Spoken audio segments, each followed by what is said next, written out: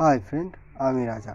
App আলোচনা চ্যানেলে আপনাদের সবাইকে স্বাগত। তো আজ আমি নিয়ে এসেছি একটা নতুন ভিডিও। এই ভিডিওতে আজ আমি দেখাবো আমাজন পে থেকে ট্রেনের টিকিট কাটার পরে সেটা কিভাবে ক্যান্সেল করতে হয়। তো চলুন সেটা দেখে নেওয়া যাক।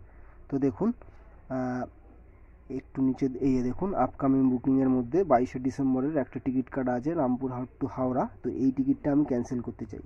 তো ওর পরে যখনই ক্লিক করলাম, করার পরে দেখুন এরকম একটা পেজে নিয়ে আসবে। নিয়ে আসার পরে দেখুন নিচের দিকে এখানে প্যাসেঞ্জার ডিটেলস আছে। তো নিচের দিকে যে ক্যান্সেল বুকিং বলে যে অপশানটা, এরপরে আমি ক্লিক করব। এরপরে যখনই ক্লিক করব, তো দেখুন এরকম একটা প্যাসেঞ্জার ডিটেলস দিয়ে দিয়েছে। তো এখানে যে কটা প্যাসেঞ্জার থাকবে তার উপরে ক্লিক করতে হবে। ক্লিক করার পরে তো দেখুন এখানে আর একবার রিভিউ করতে বলছে। ক্যান্সেলেশন রিভিউ বলে একটা অপশান আসছে, এখানে পুরো ডিটেলস দিয়ে দিয়েছে, কটা প্যাসেঞ্জার ছিল, কত টাকার টিকিট। তো এখানে ফুল ডিটেলসটা এখানে দিয়ে দিয়েছে। তো এখানে আমি নিচের দিকে যাব, গিয়ে ক্যান্সেল টিকিট বলে যে অপশানটা আছে, এরপরে আমাদের ক্লিক করতে হবে।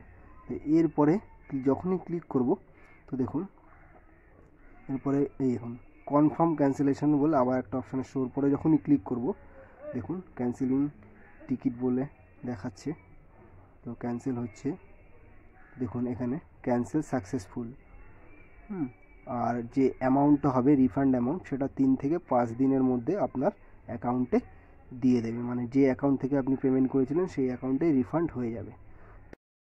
তো দেখুন এখানে ক্যান্সেল হয়ে গেছে। ক্যান্সেল হয়ে যাওয়ার পরে এখানে পুরো অর্ডার ডিটেলস দিয়ে দিয়েছে, বুকিং ক্যান্সেলেশন, ঠিক আছে। যে ডেটে ক্যান্সেল হয়েছে সেই ডেটটাও এখানে দিয়ে দিয়েছে, আর এখানে কোন ট্রেনটা ক্যান্সেল হয়েছে সেটাও এখানে দিয়ে দিয়েছে। তো ফ্রেন্ড, আমার এই ভিডিওটা যদি ভালো লেগে থাকে অবশ্যই লাইক করবেন, আর এরকম নতুন নতুন ভিডিওর আপডেট পাওয়ার জন্য অবশ্যই চ্যানেলটা সাবস্ক্রাইব করবেন। ধন্যবাদ আপনাদের সবাইকে এতক্ষণ সঙ্গে থেকে ভিডিওটা দেখার জন্য।